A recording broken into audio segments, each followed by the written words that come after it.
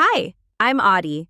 Welcome to this deep dive into the mechanics of the stock market. In this video, we are going to demystify the world of options trading by breaking down exactly how calls and puts work, and more importantly, the critical difference between buying versus selling contracts. Most beginners start as speculators, buying lottery-style options and hoping for a massive payout while fighting against a ticking clock. This is a low-probability game. The alternative is to act like the casino selling those options to speculators to collect a premium. By doing this, time becomes your greatest ally instead of your enemy, allowing you to move from guessing market direction to trading based on high-probability outcomes. The primary draw of options is the incredible power of leverage, which allows you to control 100 shares of a stock for a mere fraction of the actual cost. For example, if you have $5,000,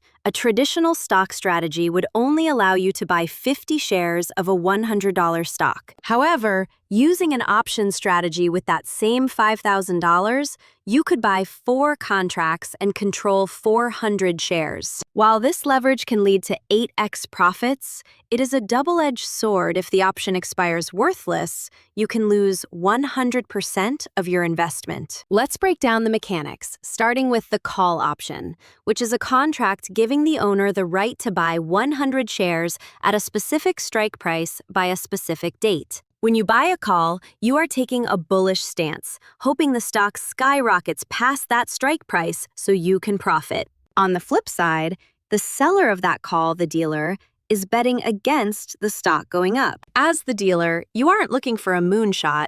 You are simply collecting a coupon fee, known as the premium, as your profit for taking the other side of the trade. Next, we have the put option, which acts as a form of portfolio insurance by giving the owner the right to sell 100 shares at a specific price. This creates a floor that protects the buyer against significant market losses. If you choose to sell a put, you are acting as the insurer and getting paid a premium to take on that risk. You are essentially betting that the stock will not crash below the chosen strike price. Interestingly, because investors are often fearful, puts typically cost more than calls due to volatility skew, meaning the insurance you sell is often priced at a premium. To trade like a casino, you must understand how an option is priced through its intrinsic and extrinsic values.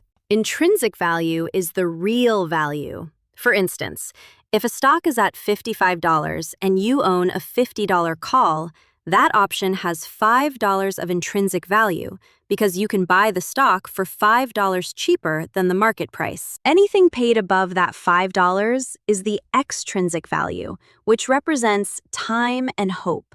If that same option costs $6.50, the extra $1.50 is the time value premium that will eventually disappear. In the options world, time decay, known as Theta, is the ultimate rule. Extrinsic value must be $0 at the moment of expiration. This value evaporates every single day, which is why buyers are in a constant race against a melting clock. If the stock doesn't move fast enough to outpace this decay, the buyer loses. However, as an option seller, you are the clock. You benefit from positive theta, meaning you collect that melting value as pure profit as the days pass by. Being a speculator feels safe because you have defined risk.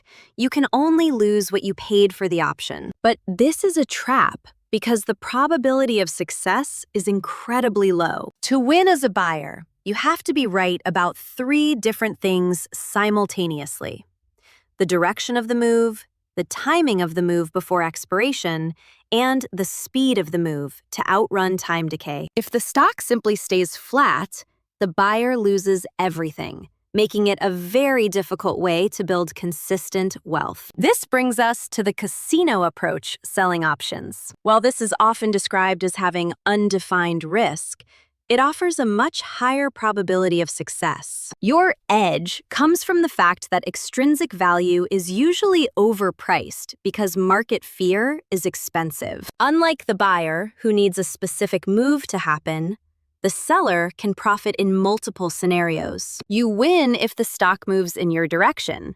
You win if the stock stays flat. And in many cases, you can even profit if the stock moves slightly against you. The beauty of selling options is that it opens up a gray area of profitability where you don't have to be perfectly right about market direction. When you buy a stock or a call, you generally need the price to rise to make money. But when you sell puts, your range of profit expands significantly. You can remain profitable even if the stock remains stagnant or experiences a minor drop, giving you a much wider margin for error than traditional directional trading. Let's compare the two sides of a call contract. The long call buyer is bullish and needs a fast move up, but they are constantly hurt by negative theta. The short call seller is bearish or neutral, expecting the stock to go down, stay flat, or only rise slightly. While the buyer has the right to buy shares, the seller has the obligation to sell shares at the strike price if assigned. Crucially, the short seller enjoys positive theta, meaning they get paid simply for the passage of time. Similarly, the put contract has two distinct roles. The long put buyer is bearish, needing a fast move down while fighting negative theta. The short put seller, however, is bullish or neutral. They profit if the stock goes up, stays flat, or drops only slightly. As a short put seller, you have the obligation to buy shares if assigned, but you receive positive theta in exchange for that risk. A pro tip here is that selling a put is actually a great way to get paid to buy a stock you already wanted to own at a lower price. As we reach the finish line of an option's life, two things can happen at expiration. If a contract is in the money, it results in assignment, where the contract converts into actual shares of stock. If it is out of the money, the contract expires worthless. Most professional traders will close their positions before this happens to avoid the hassle of assignment. For the seller, the best-case scenario is for the option to expire worthless, allowing them to keep 100% of the premium while the buyer loses 100% of their cost. To maximize this strategy, you need to find the sweet spot on the decay curve, which is approximately 45 days to expiration. There are two main reasons for this liquidity and the decay curve. At 45 days, you are trading where the crowd is, making it easy to enter and exit positions. More importantly, this time frame offers the optimal balance between collecting a decent premium and seeing that decay accelerate as expiration nears. You should generally avoid leaps because they decay too slowly, and weeklies because they are too volatile for a core income strategy. A great way to use these concepts if you already own 100 shares of a stock is to sell a covered call against them. By doing this, you collect cash instantly, which effectively reduces your cost basis, or the price you paid for the stock. Think of it like renting out a room in a house you already own. The trade-off is that you cap your potential upside if the stock moons, but you provide yourself with a cushion of extra income if the stock price drops. To wrap things up, let's look at the rules of the house for long-term success. First, always look to sell premium aim to be the insurer, not the insured. Second, respect theta time is the only guarantee in the market, so make sure it is working for you. Finally, remember to trade small. By following these rules, you can stop gambling on market direction and start operating with the mathematical edge of the casino. Just remember, options involve risk and aren't for everyone.